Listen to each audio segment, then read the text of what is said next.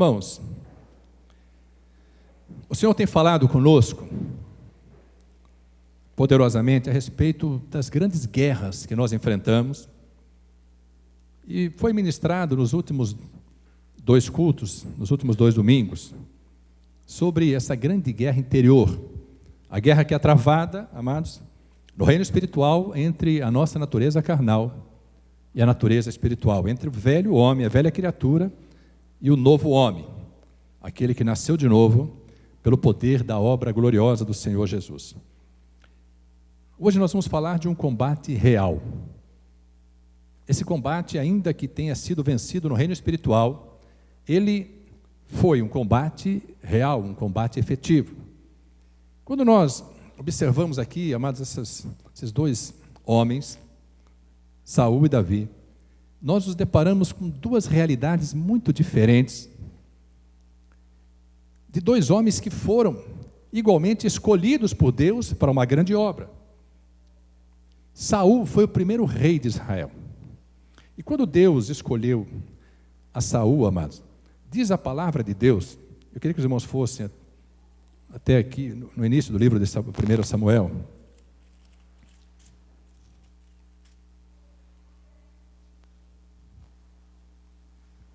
capítulo 9.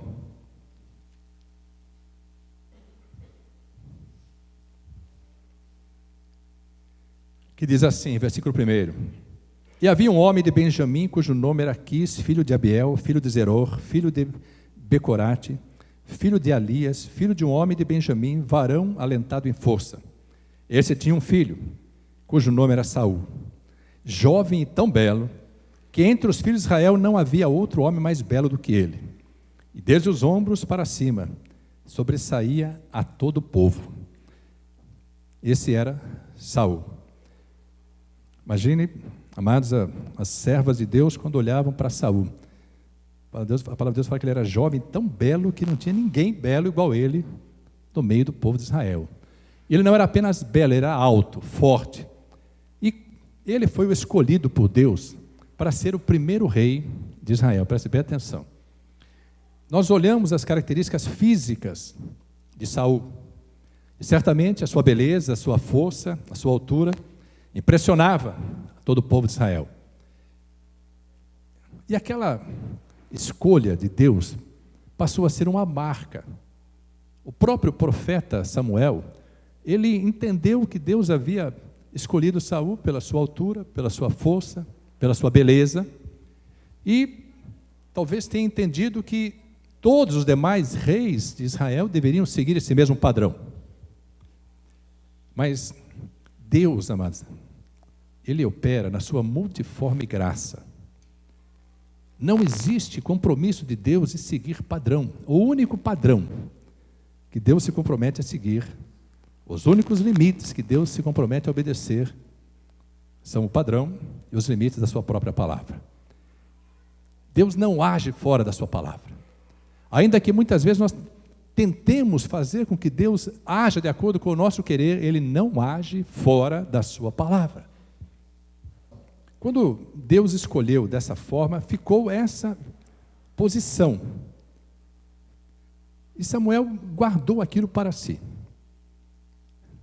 Quando Saul foi escolhido, diz a palavra de Deus, ainda no capítulo 9,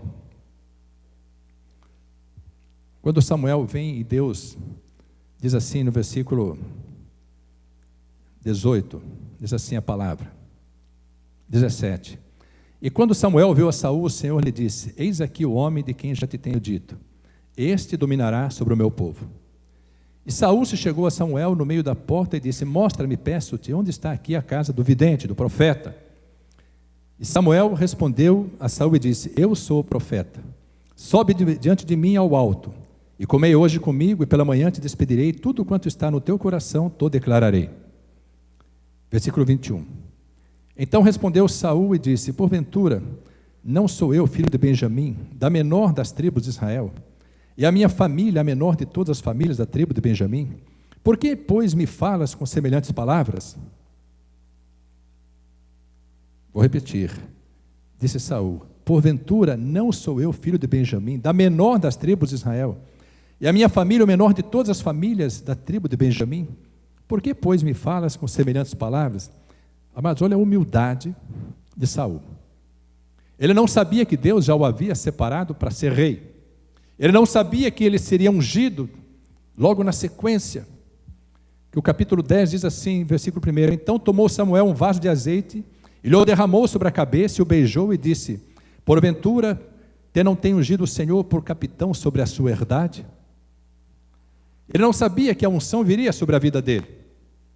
E aí ele demonstra uma humildade muito grande, que se espera de todo servo de Deus, que se espera de todo ungido de Deus, que se espera de todo aquele que é separado para realizar a obra de Deus, para que todos os servos, todos os ungidos possam dizer, como disse João Batista, ele que preparou o caminho do Senhor. Quando Jesus começou o seu ministério, João Batista disse: agora acabou o meu ministério, porque é necessário que eu diminua e que o Senhor Jesus cresça.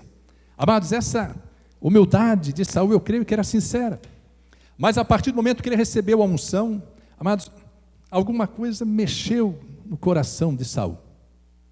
Mas o grande perigo que nós corremos é de, uma vez ungidos, deixarmos nascer no nosso coração o pecado predileto de Satanás, que é a vaidade. Mas é um perigo muito grande. E a unção, nós devemos compreender que Deus estabelece para cada um dos seus chamados, para cada um dos seus escolhidos, uma unção e uma função. Ninguém pode extrapolar os limites do seu chamado, os limites da sua função, seja ela em que ministério for.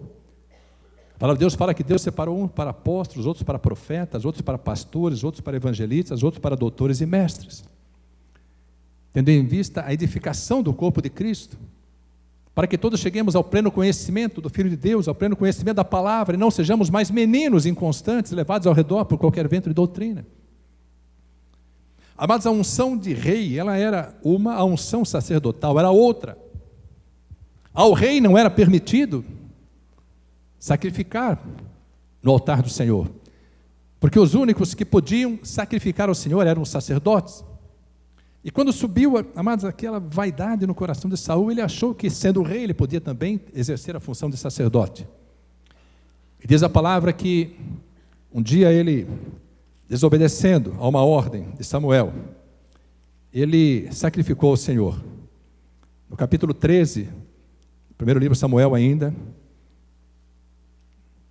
Samuel havia dito para ele esperar 7 dias, para depois receber uma bênção do Senhor, e Samuel iria lá para sacrificar ao Senhor, sobre o altar. E diz assim a palavra, capítulo 13, versículo 8, e esperou Saul 7 dias até o tempo que Samuel determinara. Não vindo, porém, Samuel a Gilgal, o povo se espalhava dele. Então disse Saul: trazei-me aqui um holocausto e ofertas pacíficas, e ofereceu o holocausto. E sucedeu que, acabando ele de oferecer o holocausto, eis que Samuel chegou, e Saul lhe saiu ao encontro para o saudar. Então disse Samuel: que fizeste? Disse Saul: porquanto via que o povo se espalhava de mim, e tu não vinhas nos dias aprazados, os filisteus já se tinham ajuntado em Miquimás, eu disse: agora descerão os filisteus sobre mim a Gilgal, e ainda à face do Senhor não orei, e forcei-me e ofereci o holocausto. Então disse Samuel a Saul: agiste neciamente, e não guardaste o mandamento que o Senhor teu Deus te ordenou, porque agora o Senhor teria confirmado o teu reino sobre Israel para sempre. Porém agora não subsistirá o teu reino. Já tem buscado o Senhor para si um homem segundo o seu coração, e já lhe tem ordenado o Senhor que seja chefe sobre o seu povo, porquanto não guardaste o que o Senhor te ordenou. Naquele momento, amados, uma coisa que às vezes nós achamos tão simples, ele estava oferecendo sacrifício ao Senhor, estava fazendo o holocausto ao Senhor, mas era proibido a qualquer um que não fosse o sacerdote estabelecido por Deus consagrar ou oferecer sacrifícios, holocaustos. E Samuel ainda diz para Saul, amados, capítulo 15, versículo 22. Porém Samuel disse, queria que você lesse junto comigo esses 2 versículos, 22 e 23. Diz a palavra de Deus: porém Samuel disse: Tem porventura o Senhor tanto prazer em holocaustos e sacrifícios, como em que se obedeça à palavra do Senhor? Eis que obedecer é melhor do que o sacrificar, e o atender melhor é do que a gordura de carneiros. Porque a rebelião é como o pecado de feitiçaria, e o porfiar é como iniquidade e idolatria. Porquanto tu rejeitaste a palavra do Senhor, Ele também te rejeitou, a ti, para que não sejas rei. Naquele momento, acabou o reinado, ainda que ele continuasse rei. A unção do Senhor deixou de estar sobre a vida de Saul. Mas a unção, ela é tão poderosa, e às vezes nós a temos por pequena. Às vezes nós desprezamos, às vezes menosprezamos a unção. E a palavra de Deus nos diz, amados, o profeta Isaías fala a respeito da unção, que a unção despedaça todo jugo. É a unção que nos fortalece, é a unção que nos capacita para que possamos vencer as grandes batalhas. É o derramar do óleo, e ainda que nós possamos não ter o óleo fisicamente, ainda que você não seja ungido, a unção do Espírito que está sobre a sua vida lhe capacitará a ser em todas as circunstâncias mais do que vencedor. Quantos creem nessa porção? Amados, nós ungimos, e é um sinal de Deus a unção, mas o poder, amados, não está no óleo, o poder não está no azeite, o poder está no Espírito Santo do Senhor. Nós não podemos ter o óleo como amuleto. A unção é uma marca. Hoje foi louvado dizendo: eu tenho a marca da promessa. A unção, hoje nós ungimos vidas aqui à frente, e todos quantos quiserem receber essa unção no encerramento da palavra serão ungidos, porque há uma unção separada para que nós sejamos fortalecidos, revestidos do poder de Deus, para que possamos enfrentar os obstáculos, as adversidades, guerrear as guerras reais, não apenas as espirituais, enfrentar os gigantes e vencê-los, como Davi venceu Golias. Amados, o profeta Samuel traz uma verdade tão poderosa. Às vezes nós não medimos esforços para fazer sacrifícios, sejam quais forem. Nós não medimos esforços. Amados, se Deus pedir alguma coisa, ou mostrar alguma coisa que precise do nosso sacrifício, certamente nós faremos isso com grande alegria, porque ao homem ocorre essa situação de que, em se sacrificando, ele está agradando a Deus. Mas a palavra de Deus fala exatamente o contrário. A palavra de Deus nos ensina, inclusive, que o sacrifício perfeito já foi feito. Nós não precisamos mais fazer sacrifícios. Nós podemos jejuar, podemos nos consagrar, mas nós não precisamos mais oferecer sacrifícios a Deus, porque o sacrifício perfeito já foi feito por Jesus Cristo na cruz do Calvário. Nós não precisamos mais completar o sacrifício. Hoje, ainda que em Israel, aqueles que não têm o Senhor Jesus como seu Senhor e Salvador possam sacrificar, já não tem mais valor diante de Deus, porque nós já não estamos mais no tempo da lei, mas estamos no tempo da graça. E Samuel nos ensina, amados, que nós não precisamos fazer grandes sacrifícios, nós só precisamos tomar a decisão bendita, poderosa, única, inigualável, de obedecer. Quando nós obedecemos a palavra, a nossa vida muda. Quando nós obedecemos a palavra, nós derrubamos todos os gigantes e vencemos todas as circunstâncias contrárias. Eu queria dizer, especialmente aos ungidos nesta noite, eu queria dizer àqueles que têm sido separados para a grande obra do Senhor: jamais permitam que a vaidade suba ao coração. Jamais permitam que a vaidade seja gerada. Porque, amados, a presunção, a soberba, precede a ruína. E a humildade precede a honra. Que nós possamos entender que, ainda que tenhamos sido escolhidos, ainda que tenhamos sido separados, maior é aquele que está em nós. A Ele deve ser toda a honra, todo o louvor e toda a glória, não a nós. Nós somos meros homens a quem Deus deu a graça de ser mensageiros, vasos usados como instrumento de poder. Mas se o Espírito Santo se ausentar de nós, nós perdemos todo o poder.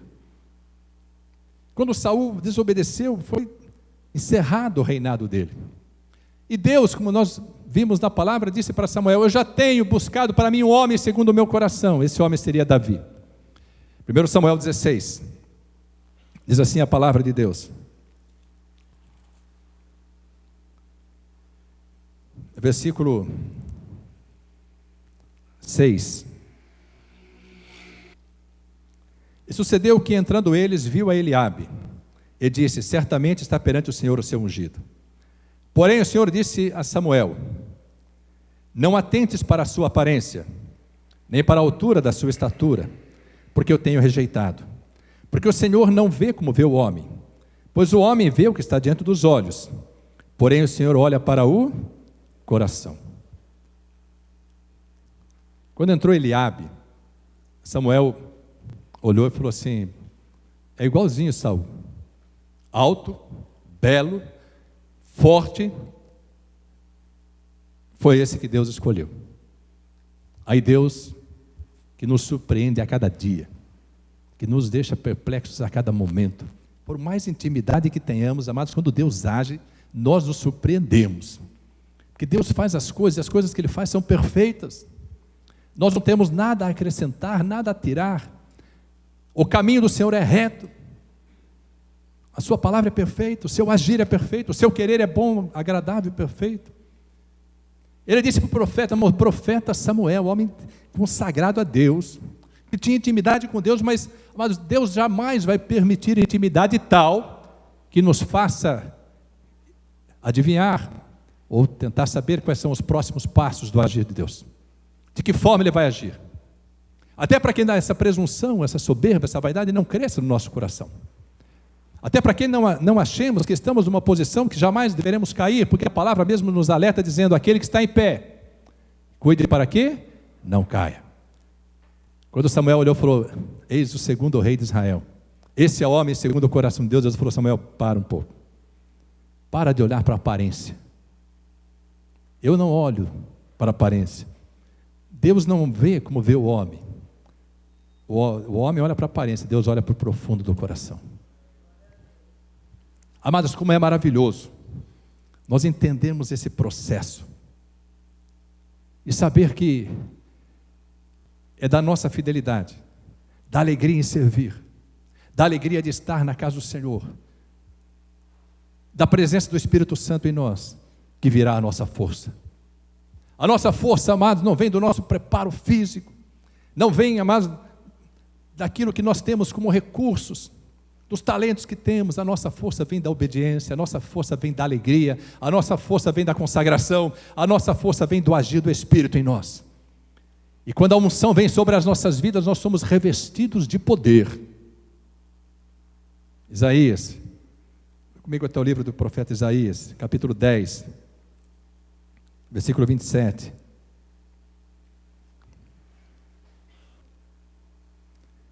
E acontecerá naquele dia que a sua carga será tirada do teu ombro e o seu jugo do teu pescoço, e o jugo será despedaçado por causa da unção. Sabe o que significa isso? Há um dia que Deus estabeleceu para nos livrar de toda a carga, de todo o peso, nos libertar de todo o jugo. Quando somos ungidos, amados, quando o sacerdote impõe a mão sobre as nossas cabeças, ainda, amados, que ele esteja sem o óleo na mão, presta atenção, ainda que ele esteja sem o óleo na mão, o óleo já desceu sobre o sacerdote, o óleo já o revestiu. A palavra de Deus diz que o óleo desce sobre a cabeça, sobre a barba e vai até a orla das vestes. Amados, a unção, ela permanecerá enquanto o Espírito do Senhor permanecer em nós. Então, ao impor as mãos, as vidas são abençoadas, porque a unção que está sobre o sacerdote, que está sobre o ungido, ela passa para aquela vida é revestida e fortalecida.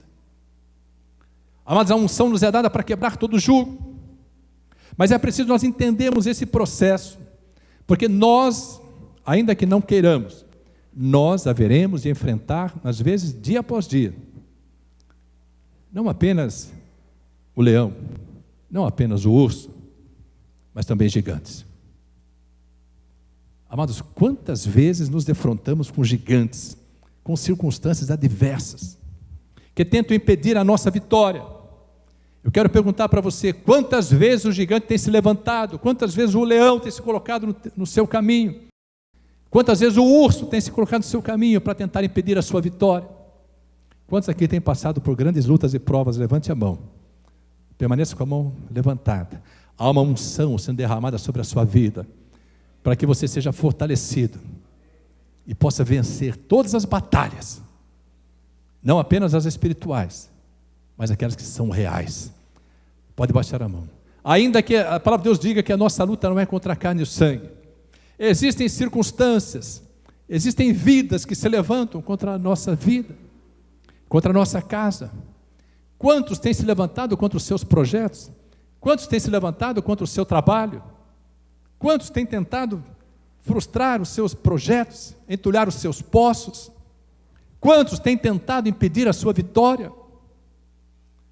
Amados, quando Davi foi ungido, diz a palavra que o Espírito do Senhor passou a operar na vida de Davi. E ao mesmo tempo, diz a palavra, que o Espírito do Senhor se retirou da vida de Saul. E quando os filisteus se prepararam para guerrear contra Israel, o rei Saul, que estava com todo o seu exército, não teve a força necessária, a unção necessária, o poder necessário para ser vencedor naquela batalha. Mas ao contrário do que nós pensamos, muitas vezes nós achamos que Davi era um menino. Eu aprendi, ainda antes de conhecer a palavra, evidentemente, aprendi que Davi era um menino. E todas as ilustrações que tem sobre essa grande batalha entre Davi e Golias, apresentam Davi como um menino. Eu quero dizer para os amados que Davi não era menino. Quando Davi foi ungido rei, quando Samuel derramou sobre ele o óleo, ele já era moço. Ele era o menor da casa do pai dele. Ele era o filho mais novo. Mas ele já apacentava as ovelhas, e nós vimos ele dizendo para Saul: Saul, eu mato o leão e mato o urso. E quem tentar tocar nas ovelhas do meu pai, vai se haver comigo. Davi já trazia para as nossas vidas a figura do que Jesus disse: Pai, das ovelhas que tu me deste, ninguém as arrebatará das minhas mãos. Mas Davi é a figura que precede a Cristo, mas ele já demonstrava, por ser pastor, o amor que ele tinha pelas ovelhas, o amor que ele tinha pelo rebanho do seu pai. Ele sabia que o rebanho era do pai, as ovelhas não eram dele, o rebanho não era dele, mas ele é que cuidava do rebanho. Então disse para o rei Saul: não fique impressionado, eu irei pelejar contra esse incircunciso filisteu, porque ele tem afrontado o exército do Deus vivo. E assim como fiz com o leão e com o urso, farei com ele. Sabe por quê, amados? Porque a unção ela vem para nos fortalecer, para nos preparar. Evidentemente, as nossas armas, elas não podem ser carnais, elas têm que ser espirituais. E Davi nos ensina isso. Não há como nós ignorarmos esse fato. Quando todo o exército de Israel amedrontado, Saul ali, amados, ele não estava preparado para essa guerra, para esse combate, e achou que também Davi não tivesse. Olha o perfil de Davi, 1 Samuel 16, para você entender quem é Davi, versículo 18, 1 Samuel 16, 18.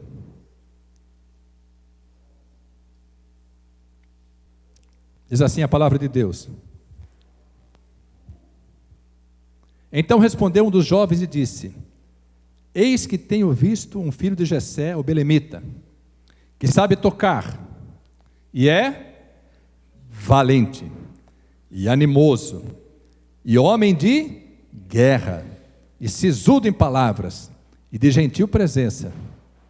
E o principal de todos, o Senhor é com ele. Você pode dar um glória a Deus? Amados, olha a descrição de Davi. Ele sabe tocar, é levita, é valente e animado, homem de guerra, sisudo em palavras, sério, reto, palavra, quando ele falava, ele cumpria, era sim, sim, não, não. Ele não tinha meio termo. E ainda era bonito, de gentil presença.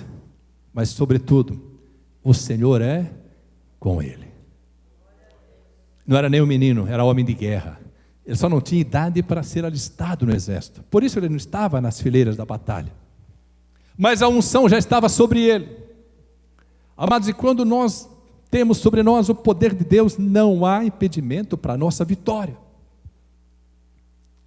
Mas Davi toma uma decisão, uma posição, amados, que é tão tremenda, que quando Saul, querendo prepará-lo para enfrentar Golias, Saul chama Davi e fala, então tá bom, então veste a minha armadura. E diz que Saul o vestiu com as suas vestes, colocou a armadura, o capacete, deu a ele a arma, e Davi tentou andar e não conseguiu, falou, eu não estou acostumado a usar isso aqui. O que nós aprendemos com isso?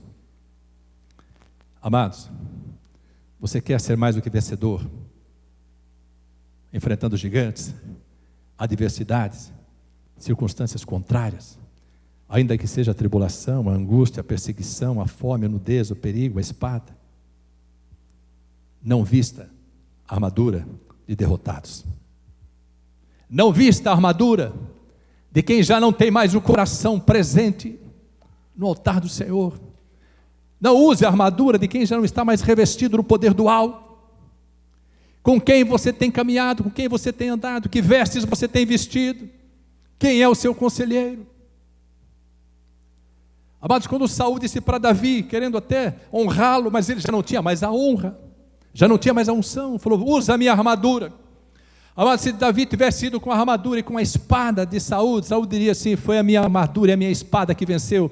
Mas Davi disse assim, eu não preciso disso, eu não estou acostumado a isso. Eu vou enfrentar esse gigante, não é com a armadura de nenhum derrotado. Eu vou enfrentar esse gigante em nome do Senhor dos Exércitos. Amados, há uma lição que nós temos que aprender com Davi. Porque ele diz a palavra, diz assim a palavra, versículo 39. E Davi, 1 Samuel 17, 39. E Davi cingiu a espada sobre as suas vestes e começou a andar, porém nunca o havia experimentado. Então disse Davi a Saul, não posso andar com isto, porque nunca o experimentei. E Davi tirou aquilo de sobre si. Quer dizer para você, meu amado e amado, se há algo sobre a sua vida que não vem de Deus, tira hoje. Se há algo sobre a sua vida, se há conselho sobre a sua vida, que não é conselho de servos de Deus, se você tem andado segundo o conselho dos ímpios, muda a sua vida hoje, em nome de Jesus. Porque com esses conselhos, essa armadura, essas vestimentas, você não vai vencer a guerra. Você não será mais do que vencedor. E Davi diz assim ainda a palavra de Deus. Versículo 40. E tomou o seu cajado na mão, ele era pastor, e escolheu para si 5 pedras do ribeiro, e pô-las no alforje de pastor que trazia a saber no surrão. E lançou mão da sua funda e foi-se chegando ao filisteu. Amados, que atitude é essa de Davi?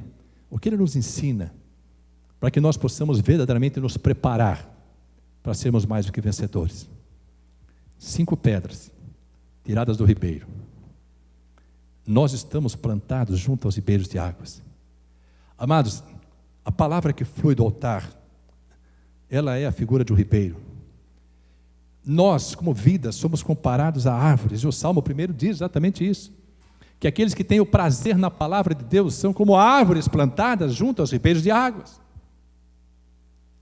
Amados, se nós estamos junto aos ribeiros, quer dizer para mim e para você que nós possamos entender isso. As pedras do ribeiro estão à nossa disposição, nós podemos tomá-las a hora que quisermos e colocar no nosso alforje, sabe por quê? Porque será com essas 5 pedras que nós venceremos qualquer batalha, qualquer gigante, em nome de Jesus. Nós às vezes ficamos buscando força de onde não vem força. Às vezes nós ficamos buscando mais a direção de onde não vem a direção. Às vezes não entendemos esse processo. Eu queria perguntar para você, quais as armas que você tem preparado para enfrentar os gigantes? Pedras que estão no ribeiro são diferentes das pedras que foram tomadas por aqueles acusadores da mulher adúltera. Que diz a palavra que eles pegaram as suas pedras do chão.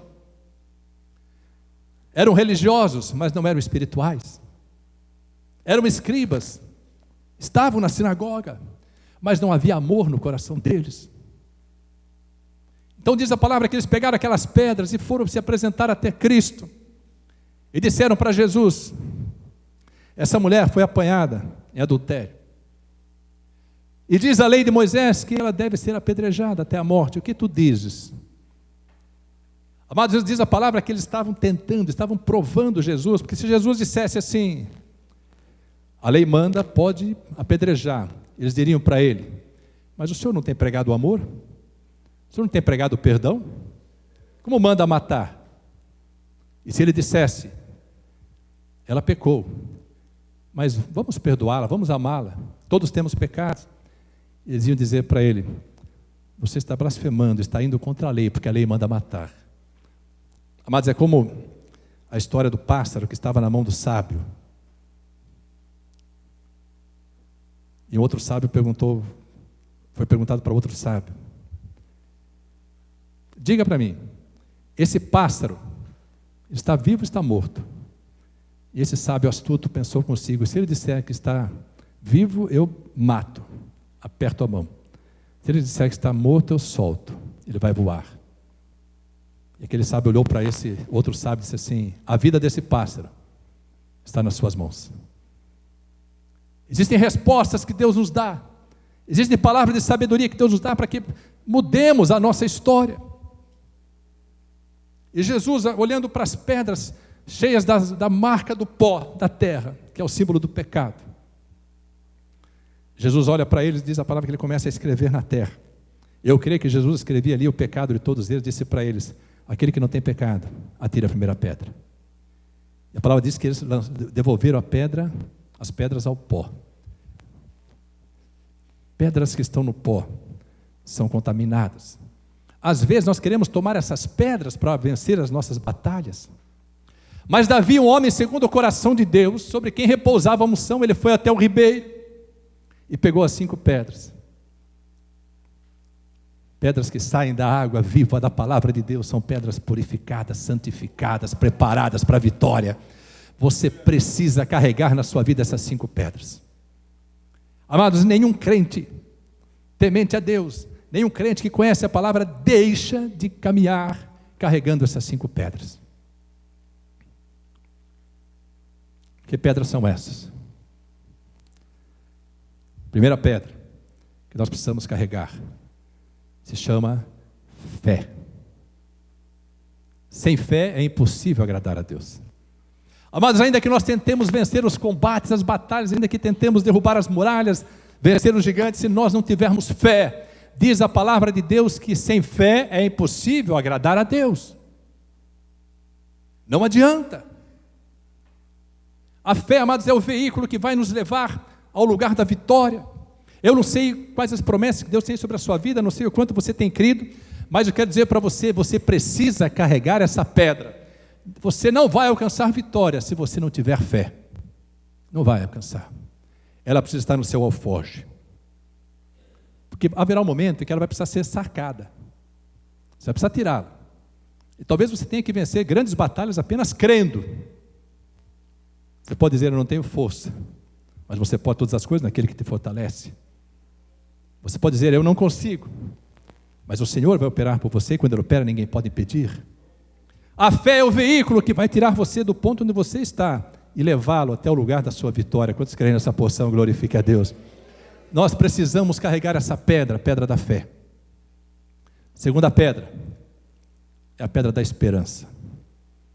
Amados, se a fé é o veículo, a esperança é o combustível. Sabe o que nós vimos a igreja? Eu quero dizer para você, quanto mais você vier à igreja, mais você vai encher o tanque da fé. Você vai pôr combustível no seu veículo, porque não adianta você ter um veículo e não ter combustível para que ele chegue ao lugar onde você precisa ir. A esperança, amados, ela representa a maturidade do crente. A esperança representa, amados, a capacidade que você adquiriu, tendo amadurecido no conhecimento, tendo amadurecido nas obras, e por obras entenda você prosperar, declarando a sua fé. até o momento em que você atinja o patamar da esperança, que é o patamar mais glorioso que nós podemos atingir, até porque só produz a esperança aquele que passou por tribulação, e se alegrou da tribulação, sabendo que a tribulação produz a paciência a experiência por sua vez produz a esperança. Então aquele que tem a pedra da esperança é crente experimentado. Sabe que a palavra de Deus fala de Jesus? Jesus era experimentado nos sofrimentos, era preparado. Mas é a esperança que faz com que você saia daqui, tendo fé, e alcance a vitória. A fé é o veículo, a esperança é o combustível. E o crente experiente, quando começa a tribulação, quando começam as provas, ele começa a louvar a Deus. Sabe por quê? Porque ele sabe que a sua vitória já foi estabelecida, porque Deus vai levá-la a mais uma experiência, e ele vai alcançar um novo patamar de esperança. E quanto mais esperança ele produzir, mais combustível ele terá para alcançar vitórias. Ninguém vence como Caleb venceu. Caleb disse assim para Josué: Josué, 45 anos atrás Deus prometeu e eu criei. E hoje, 45 anos depois, eu tinha 40 anos de idade, agora tenho 85, estou tão forte como naquele tempo. Sabe o que me motivou para vir? A esperança de que a terra prometida por Deus me seria entregue. E hoje Moisés me dá essa terra, Josué me dá essa terra, porque eu sei que vou tomar posse dela. E estou tão forte, e aquele que me prometeu ainda continua comigo. E se Deus é comigo, eu vou vencer todos que estão nessa terra e tomar posse dessa terra em nome de Jesus. Mas é necessário que tenhamos essa porção. Nós precisamos permanecer nessa porção. Quantos têm produzido esperança? Será que nós temos sabido esperar o tempo da nossa vitória? Terceira pedra, a pedra do louvor. Amados, que pedra maravilhosa. Tem o louvor que diz assim: te louvarei, não importam as circunstâncias. Quantos são capazes de louvar quando uma circunstância é contrária? Quando aquilo que você planejou não deu certo, quando você percebe que Deus está te provando. Quantos conseguem louvar? Sabe por quê? Mas porque diz a palavra no Salmo 22, versículo 3, que o nosso Deus habita no meio dos louvores do seu povo. O Satanás não suporta crente louvando na hora da prova, na hora do deserto, na hora da dificuldade, quando o gigante aparece. Satanás não suporta ver o crente tirar do ribeiro de águas essa pedra do louvor e colocar no seu alforje. Satanás quer que nós muremos, quer que nós fiquemos balbuciando, chorando pelas tabelas. Todavia Deus nos deu essa pedra para que nós possamos honrar a Deus, louvar a Deus e fazer como fez o rei de Josafá. Deus disse para Josafá, contra a multidão que vinha guerrear contra ele, disse assim: Josafá, não faça nada, coloque os levitas na frente da batalha. Segundo Crônicas capítulo 20, coloque os levitas na frente da batalha e fala para os levitas louvar a Deus, adorar a Deus, porque à medida que vocês forem louvando, não precisa nem usar as armas, o inimigo vai cair, porque Deus habita no meio dos louvores do seu povo. Mas o louvor, ele precisa ser preparado. Nós não começamos o culto com louvor para ficar bonito o culto, é que o louvor prepara a terra do coração e da mente para que nós possamos entrar na sala do trono. O louvor prepara todas as coisas para que nós possamos alcançar vitória. O inimigo não suporta o louvor, sabe por quê? Porque ele era levita nos céus. Por isso ele se enfurece, por isso, irmãos, a vaidade toma conta do coração dos levitas tantas vezes. Glória a Deus por todo aquele levita que permanece na humildade, para que seja honrado, fortalecida. Glória a Deus quando nós louvamos a Deus nas circunstâncias contrárias. Porque essa pedra do louvor, amados, é uma pedra que nós vamos sacar e usar contra os gigantes, todas as vezes que os gigantes se levantar, os obstáculos surgirem, o inimigo achar que nós somos derrotados, nós começamos a louvar, te louvarei, não importa as circunstâncias. Paulo e Silas estavam na prisão, diz a palavra que meia-noite, presos, acorrentados, eles louvavam a Deus, e os alicerces do cálice tremeram, o louvor liberta. Davi tocava a harpa, e diz a palavra de Deus que os espíritos imundos, malignos, saíam da vida de Saul.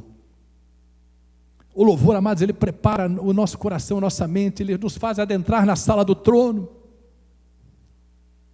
Será que você tem louvado na hora da luta, da prova, da dificuldade, da tribulação? Quarta pedra, conhecimento da palavra.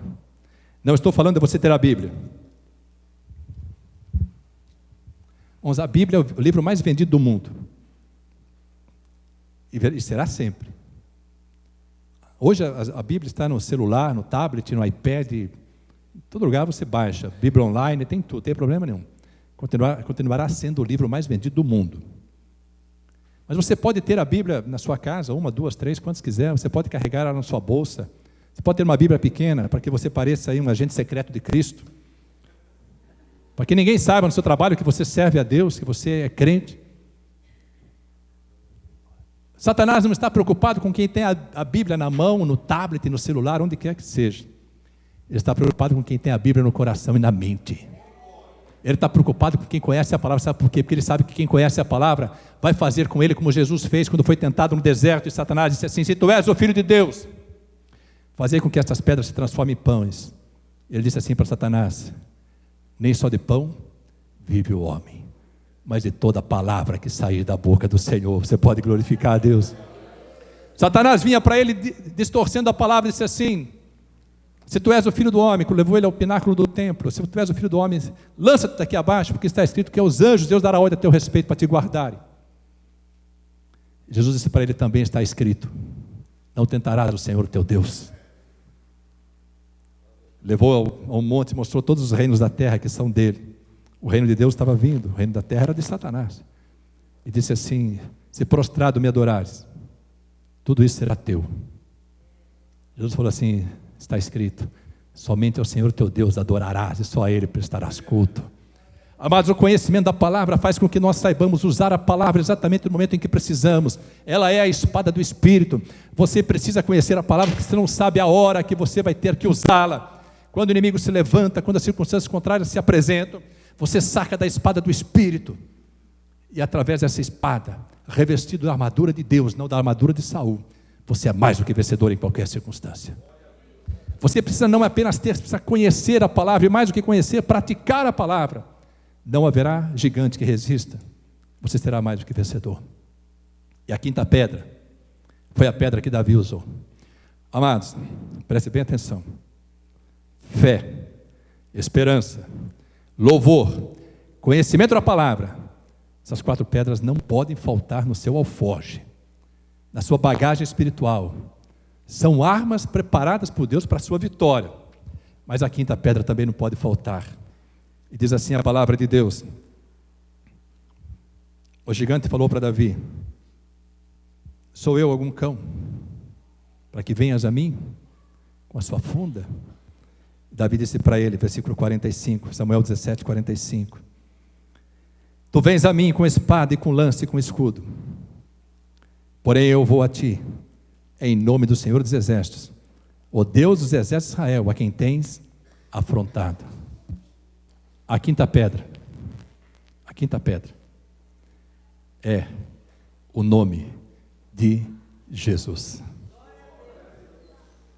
Fale assim comigo: a quinta pedra que Davi usou para derrubar o gigante, para alcançar a vitória, é o nome que está sobre todo nome, o nome de Jesus. Você pode glorificar a Deus? Deus seja louvado. Deus seja louvado.